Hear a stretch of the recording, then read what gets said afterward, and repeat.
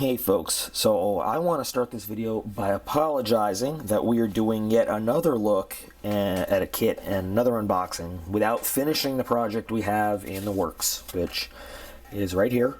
We got a lot done with the sanding and filling if you're keeping track of this project, but you know, the past couple weeks has been very busy with scratch building and DIYing some really, I think, impressive Halloween costume stuff for one of my boys. And I am going to make a video showing you that, because while it is not a model, I think it was pretty impressive the way it came out.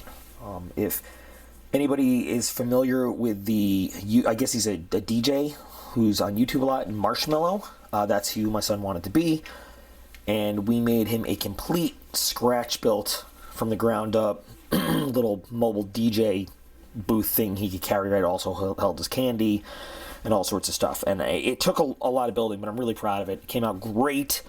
Took a lot of time.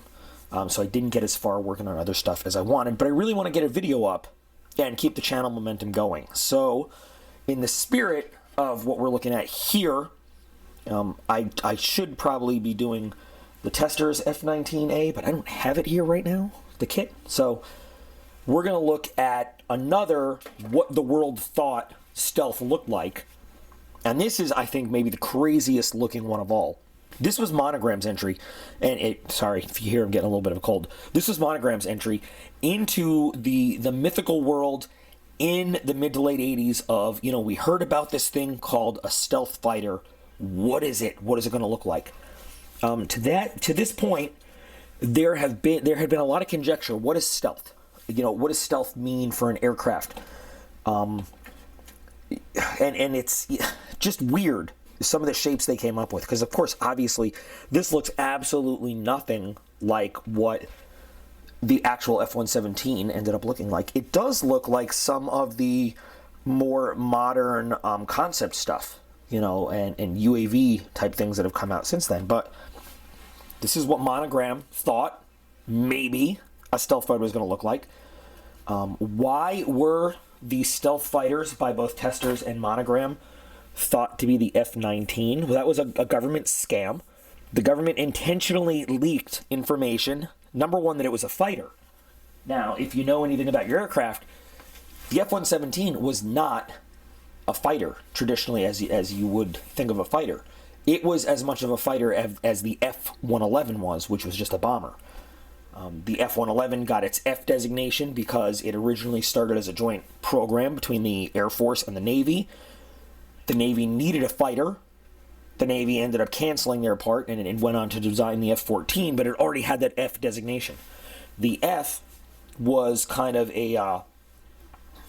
just sort of a we're going to call it this. The Russians aren't really going to know what to make of it.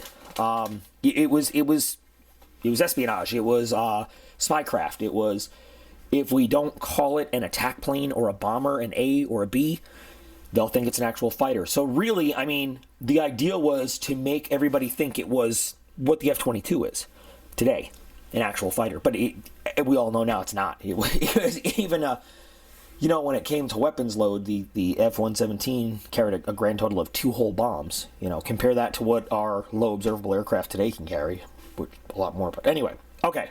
So I showed this picture before. Here's what the Testers, you know, their art department thought maybe stealth was going to look like. Let's take a look at what this kit looks like.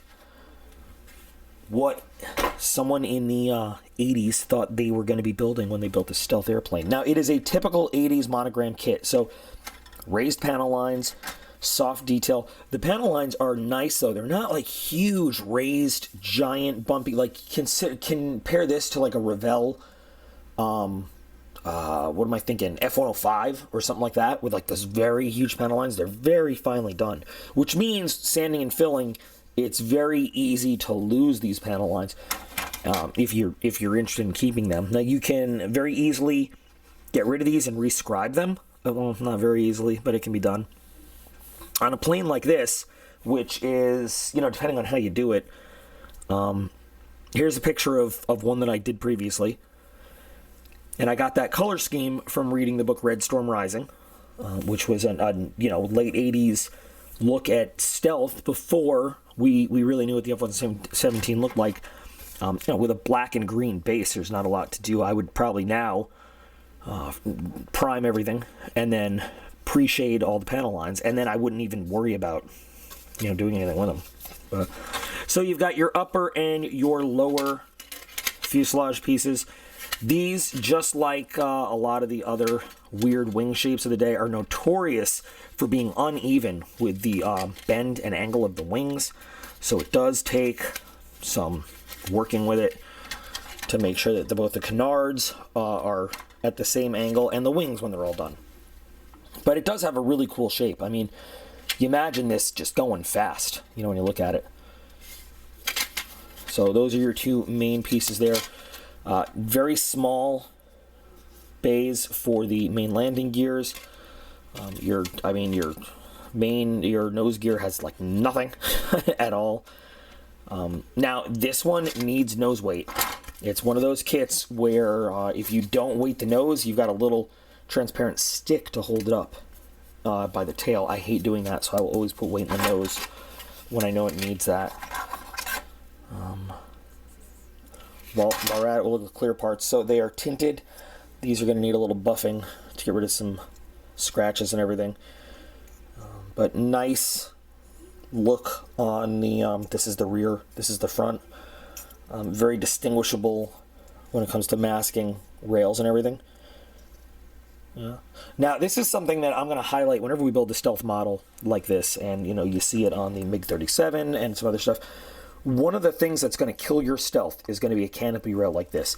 This is a true fact. It's unclassified. So one of the highest radar returns on the F-22 is actually the pilot's head inside the canopy.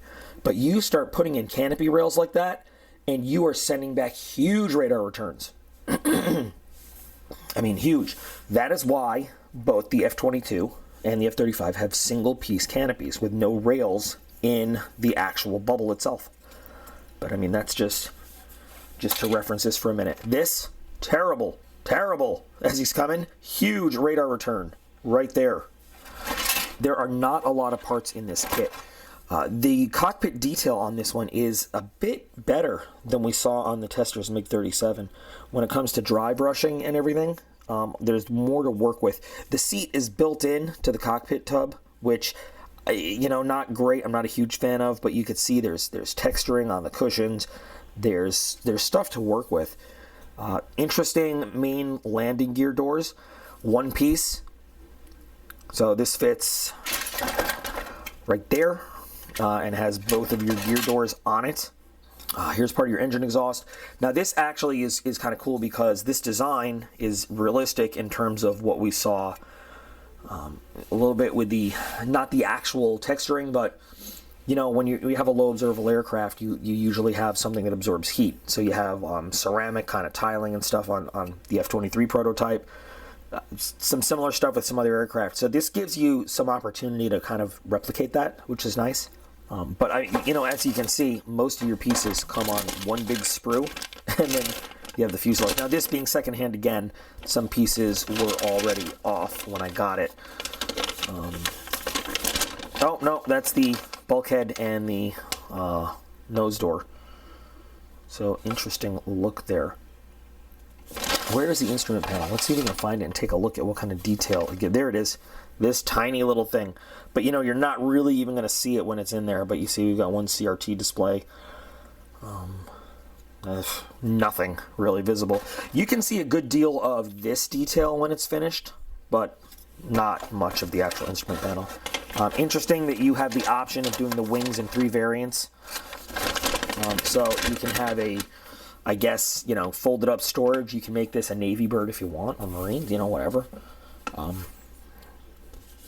Wingtip down. Kind of reminds me of the old XB-70, the Valkyrie, which had those wingtips that would maneuver themselves to generate different kinds of lift. And then this is the way I modeled it last time. I guess this is the taxiing around the airfield style. But if you really want to get ingenuitive, you can take a very fine drill and bore that out and insert a very fine wire so you can maneuver those. A lot easier to just glue them in place how you want them. They won't stay very well just placing them in there though, so you got to do that. Crazy little stealth missile. This weapons bay only holds one. So, not a lot of weapons options. I mean, I'm sure you can swap in something from like a 148 scale Hasegawa weapon set or something from another kit if it'll fit, but this is what it comes with, this stealth missile thing. Very, very low profile, very slim, very unique looking shape. Aerodynamically, I don't know how it would work, but then again, none of the modern LO shapes should technically fly. It's all the flight control computers that keep them in the air. This comes with some real, generic type decals too. These decals do not age well, so I might have to swap out some decals for some other stuff. In the picture I posted before, you can see I used some Holloman decals. They were actually decals from Holloman T-38s, and I think maybe some F-117 stuff. I'm not entirely sure. I got to go back and look at it, but I just used as much as I could find from the spares box to trick it out and make it look good, based on what the F-117 was marked as. This is a fun project, though. You can see, it's not complicated to do. Because it's an older kit, there are some fit problems, there's going to be some sanding, and there's going to be some filling to be done, but I remember it going together as a pretty nice kit.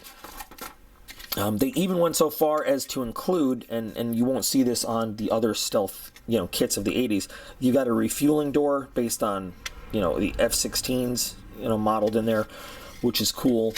I like the fact that they actually put some real life thought into these mythical planes and said, like, what would it have? Just interesting. So when I build stuff like this, I like to consider a couple things. Do I want to do it just like in the box? Do I want to say, hey, what if this was the real thing and I dress it up as if it's serving in a line squadron? Or do I just do something completely different? So I really honestly am not sure how we're going to finish this one off right now. But I think I'm going to build this one and finish the MiG-37 and then get the tester's F-19 and display them all together as, a kind of a little exhibit on supposed 80s stealth technology. Now, I'll say again, I think it's really funny if you watched me going through the initial build, part 1 on this, there was that little historical note in the instructions talking about why the Russian version would have angular surfaces because they're not as good at making curved thermoplastics, well, curved plastics and everything. And that, while an American aircraft would probably have lots of curved surfaces, the Soviets would definitely have lots of flat panels. But then you look a few years, this came out in 1987, the actual F-117 was released to the public in 1989, and it was nothing but flat panels, which is really funny. So, looking at the difference in what they thought American and Soviet technology was going to offer, it's just a really interesting look. So, this is if you can get, and you can get your hands on this on eBay, not that expensive. Great little build to put in your collection. Have a lot of fun doing it. You can do it in all sorts of different ways. Love this kit. I think I paid probably between 25 and 30, not any more than that. And I'm not counting shipping because I don't remember, but very affordable kit too. They come and go on eBay, here and there, popular, not popular, available, not available. Very easy to get your hands on though without breaking the bank. So it's a great way to model some theoretical history, and add it to a collection. Awesome. Let's see. Pictures of the real model on the box. And, they make it look very easy to do. So.